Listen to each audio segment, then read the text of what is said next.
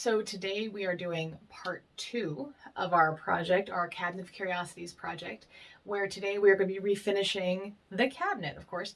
So this particular cabinet I found on Facebook Marketplace. I got it for free.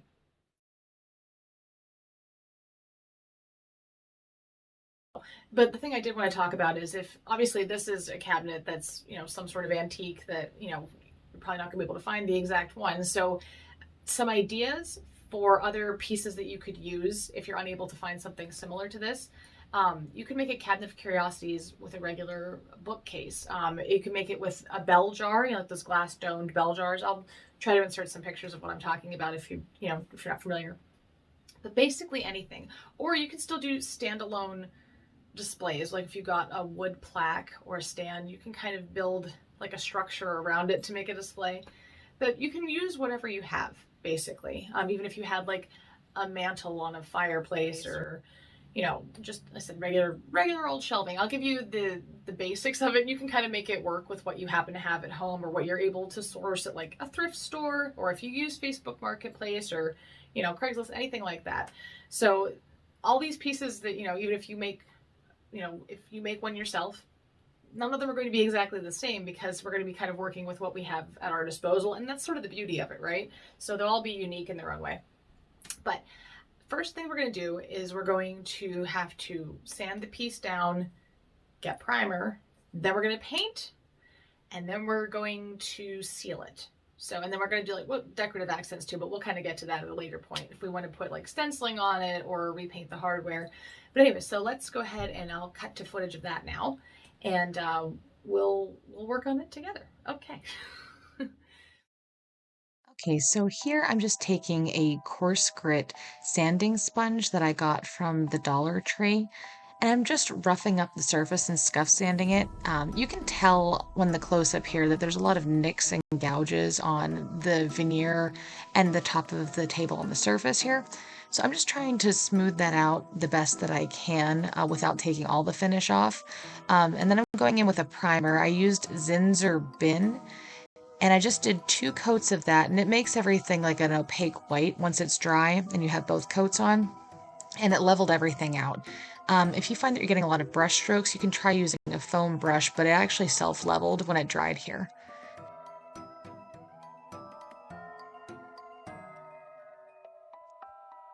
Then I'm taking this all-in-one paint from Folk Art. It's a gloss black paint that's supposed to have a primer and sealer built in, but I did take those additional sealing and priming steps just to make sure that everything was going to stay and have longevity and be nice and smooth.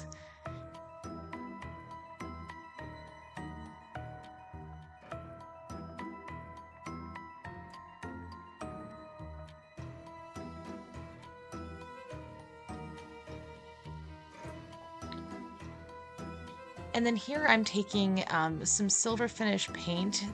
I'm just going over some of the high points, dry brushing, and then wiping it back on those little rectangular accents there on the sides.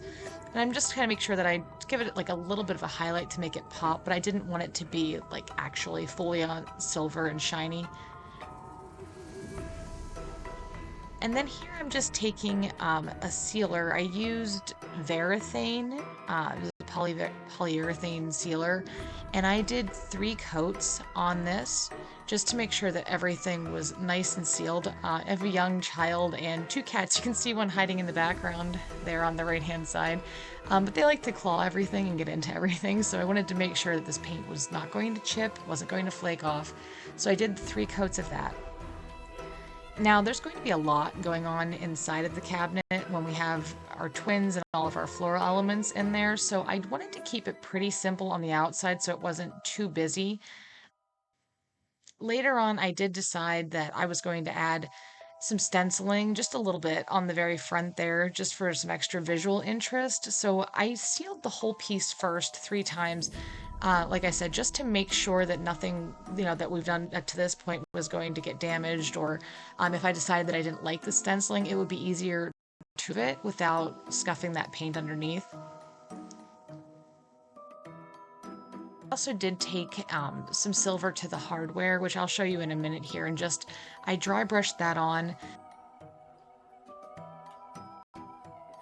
here's a close-up on the hardware. I put the first coat on, and now I'm just adding a second coat on top that I mixed with a literal drop of black acrylic paint, just to make it a little darker so I can get some of those accents in the shadows there.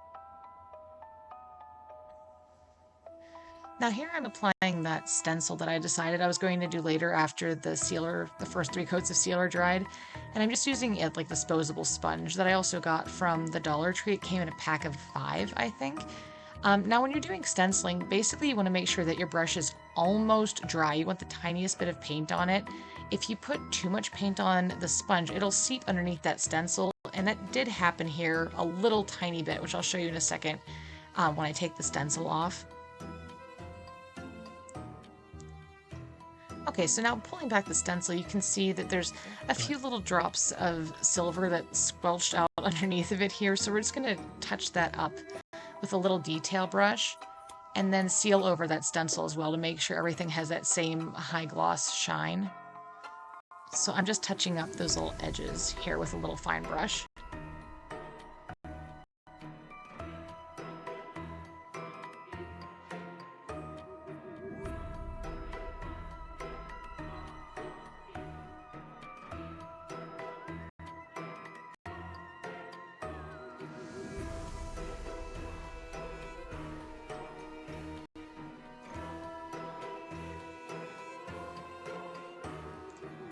And then once that touch-up paint dried, I went ahead and added 2 more coats of that Varathane sealer. If you find that you're getting streaks with your sealer because it's pretty thick, using a foam brush does help minimize that.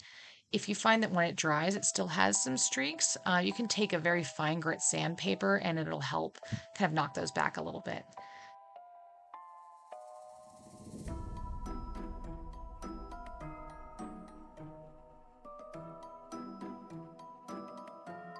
So here's a reminder of what it looked like before, and here is the after. I had to blur out the middle. I didn't want you to see the reveal of the twins just yet. We have a little bit more coming for that.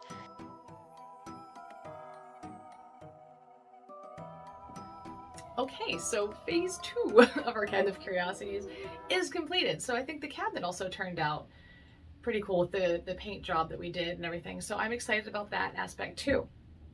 So if you have any questions or if you want to know about the products that I used in particular, I'll link what I can in the description below.